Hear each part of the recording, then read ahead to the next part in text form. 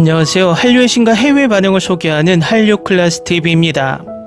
오늘은 K컬처가 전 세계적으로 인기를 끌었던 이유에 대한 철저한 분석, K-팝 한국 영화 드라마의 성공은 불가피했다란 제목의 포브스 재팬 기사를 살펴보겠습니다. 일본은 한류가 유행한 후로 거의 30년 동안 한류 분석 기사를 써왔고, 일본 정부는 한류를 넘어서겠다고 쿨 재팬이란 일본 문화 정책을 시행하기도 했습니다. 그렇기 때문에 한류 분석 기사를 가장 많이 써내려간 일본의 한류 기사를 서양 언론들이 무턱대고 베껴 쓴 바람에 전 세계는 이상한 한류 성공 공식이 만들어졌습니다. 그것은 바로 정부가 주도해서 한류를 키웠다입니다. 이 말은 반은 맞지만 또 반은 틀린 이야기입니다. 군사 독재 정권을 거치며 한국은 지금의 중국처럼 표현의 자유가 철저하게 차단당했고, 문화가 서양 미디어나 일본 미디어를 베끼는 수준에서 벗어나지 못했습니다. 독재 정권이 끝나고 우리 문화는 비로소 표현의 자유를 마음껏 발휘하게 되고 문화가 급격하게 발전했습니다. 그 과도기에서 한국 정부는 그동안 선진국인 미국, 영국, 프랑스, 일본 등이 해왔던 문화 정책에 처음으로 정부의 예산을 쓰기 시작했고, 그 지원을 일본 언론에서 뭔가 특별하게 지원을 해준 듯 뻥튀기 되어 확산되었습니다. 결국 지금 여러 나라에서 정부가 문화에 지원만 하게 되면 문화가 발전되는 줄 착각하고 많은 투자를 하고 있지만 아직까지 크게 효과를 본 나라는 없습니다. 그 대표적인 예가 바로 위에서 언급했던 쿨 재팬 사업이었습니다. 결국 이 사업은 막대한 예산만 낭비하고 올해 사업이 폐지되었습니다. 지금부터 소개하는 일본의 한류 분석 기사는 조금은 기존의 엉터리 분석과 다르지만 아직도 정부 지원 이야기는 빠지지 않습니다. 기사가 길어서 바로 살펴보겠습니다. 98회 아카데미 시상식에서 넷플릭스 애니메이션 영화 K-팝 데몬헌터스가 역사를 다시 썼습니다. 최우수 애니메이션 장편 영화상 외에도 영화의 삽입곡 골드는 K-팝 역사상 처음으로 최우수 노래상을 수상했습니다. 이 노래는 아이들부터 부모에 이르기까지 다양한 사람들에게 도달했으며 전 세계적인 히트곡이 되었습니다. 이 K컬처의 성공은 갑작스러운 일이 아닙니다. K-팝, 한국 영화, 한국 드라마, 고급 음식, 화장품 등 한국 문화는 이미 전 세계에 스며들었습니다. BTS의 새 앨범 아리랑은 첫날 약 400만 장이 팔렸고, 한류 드라마가 스트리밍 순위를 장악했습니다. 한국산 화장품과 스킨케어는 G세대의 필수품이 되었습니다. 업계 분석가에 따르면 K-팝의 수출 수익은 2025년에 18억 달러에 이른 것으로 추정됩니다. 이 K컬처 블록버스터들은 우연이 아니라 수십 년간의 전략과 진화의 결과입니다. 이 글에서는 K컬처가 성공한 이유를 살펴보겠습니다. K-팝 데몬헌터스의 공동 감독인 매기강은 1990년대부터 K-팝 그룹 H.O.T의 팬으로 헌신해 왔습니다. H.O.T는 현대 K-팝의 원형을 형성한 그룹 중 하나로 칼군무 댄스, 강렬한 후토크가 돋보이는 중독성 있는 노래, 화려한 헤어스타일을 특징으로 합니다. 하지만 당시 K-팝은 촌스럽다고 여겨졌습니다. 아카데미 수상 소감에서 강 감독은 그때 나는 K-팝 팬이라는 사실을 숨겨야 했다. 하지만 나에게 음악은 단순한 오락이 아니라 내 정체성의 일부였다고 말합니다. 전세계 K문화의 중요한 전환점은 영화 기생충이었습니다. 이 영화는 아카데미 작품상을 수상한 최초의 비영어 영화라는 놀라운 업적을 이루었습니다. 그리고 올해의 K-팝 데몬헌터스의 이관왕은 훨씬 더 큰 의미를 지닙니다. 이것은 단지 한 작품의 성공이 아니라 K문화 자체가 절정에 달했음을 보여줍니다. K컬처 성공의 핵심에는 수십 년간의 국가 전략이 있습니다. 1990년대 이후 한국 정부는 K컬처를 수출 산업으로 육성하기 시작했습니다. 여기에는 영화 산업에 대한 국가 보조금, 스크린 쿼터 제도, 제작 및 배급 인프라 개발과 같은 조치가 포함됩니다. 중심 인물 중 한 명은 한국 최대 엔터테인먼트 대기업인 CJ그룹 부회장인 이미경입니다.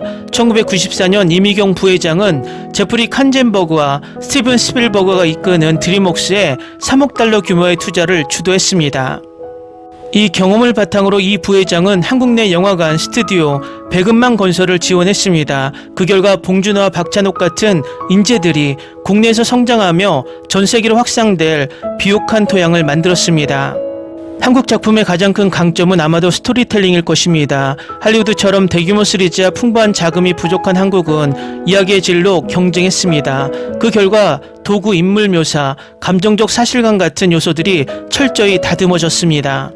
한국 작품들은 종종 흑백 논리가 아닌 모호한 결말, 미화하기 어려운 악당, 그리고 보상받지 못한 현실을 묘사합니다.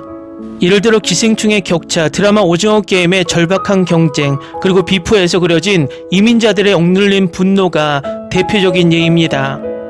이는 한국어 콘텐츠에 깊은 한이라는 감정이 있기 때문입니다. 한은 식민 통치, 전쟁, 분열을 통해 축적된 집단적 슬픔으로 설명할 수 있습니다. 이것들은 할리우드에서 선호하는 행복한 결말과는 정반대입니다. 드라마 파친코의 쇼노로 슈휴는 한국 전쟁을 살아남은 할머니가 있어 한국 사회를 직접 경험하고 있다. 휴는 한국 드라마는 원래 도피의 수단으로 찾아 만들어졌다고 말합니다. 강 감독은 북한을 탈출한 아버지 밑에서 토론토에서 자랐다. 바로 그 때문에 그는 나라가 분열된 것에 대해 강하게 슬퍼한다고 말합니다.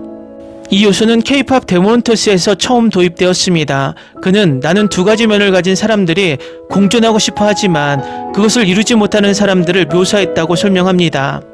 한국 문화에서는 현실의 고통이 블랙 유머로 승화되어 고난을 가볍게 표현합니다. 현대 미국 관객들은 이 표현적 기법에 강하게 끌립니다. 현재 한국 영화 산업은 할리우드를 따라갈 수 있는 위치에 있습니다. 요즘은 한국 스튜디오와 한국 출신 감독, 프로듀서들이 할리우드와 동등한 파트너로 협력하고 있습니다. 많은 한국계 미국인 창작자들이 한국과 미국 문화를 교차하는 작품을 만듭니다. 예를 들어 K-팝 데모넌터스는 영어 작품이지만 한국의 독특한 문화와 언어의 미묘한 뉘앙스를 모두 세부 사항에서 표현합니다. 파친코를 연출했던 수유 감독은 미국에서 자랐지만 한국 문화에 익숙했습니다. 드라마의 오프닝 크레딧은 두 문화의 융합을 구현하며 등장인물들이 1960년대 미국 팝송 Let's Live Today에 맞춰 파친코 가게에서 춤을 추는 장면이 나옵니다. 비프는 수치심, 분노, 부모의 압박 같은 한국 민족 감정을 미국 스릴러 표현에 녹여냈습니다. 하이브 아메리카의 영화 및 TV 사장인 제임스 씨는 지금은 한국을 위해 만드는 시대가 아니라 한국과 함께 만드는 시대다라고 말합니다. K컬처 성공의 또 다른 핵심 요인은 글로벌 유통 플랫폼입니다. 넷플릭스가 이 역할을 수행했습니다. 넷플릭스는 현지 제작에 대한 투자를 강화하고 한국 콘텐츠를 전 세계에 전달할 수 있는 시스템을 구축했습니다. 오징어 게임과 K-팝 데모넌터스 같은 작품들은 넷플릭스에서 스트리밍 되었습니다. K-팝 데모넌터스는 전 세계적으로 기록적인 히트를 기록하며 한국의 국경을 넘어섰습니다. K-팝은 미국 엔터테인먼트 산업과는 구별되는 독특한 방식으로 진화해 왔습니다. 미국처럼 작품을 만들고 관객에게 홍보하는 방식과 달리 K-팝에는 팬들이 처음부터 작품에 자연스럽게 녹아들어갑니다.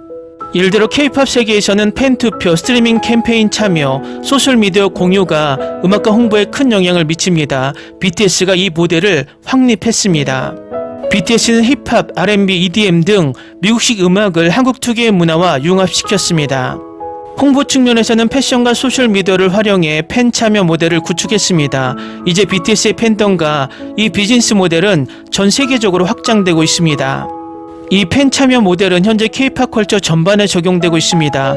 K-팝 데모넌터스의 주인공인 3인 아이돌 그룹 헌트릭스는 영화의 경계를 넘어 진짜 아이돌처럼 공연합니다. 골든 같은 노래의 인기에 앞서서 관객들이 노래하며 즐길 수 있는 상영 행사가 여러 나라에서 열렸습니다. K컬처는 전 세계적으로 큰 성공을 거두었지만 무대 뒤에서는 그림자 같은 면이 서서히 드러나고 있습니다. 실질적인 도전으로는 K컬처 시장의 포화 위험과 과다한 상업화로 인해 독창성 저하 등이 있습니다.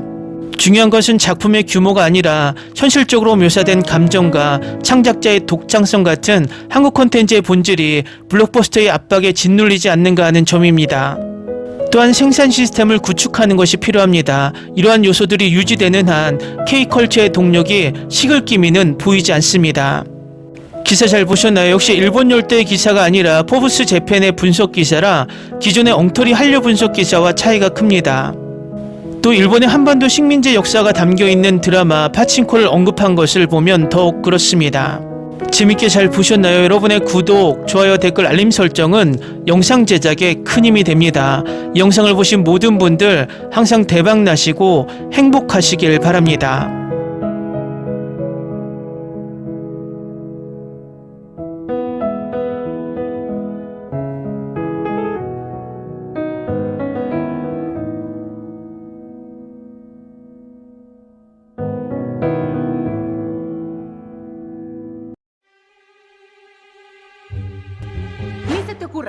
Olvida el ganso y los tomates. No hables de las ballenas. No es un acuario. No actúes como tu tonta. Que eras una genio.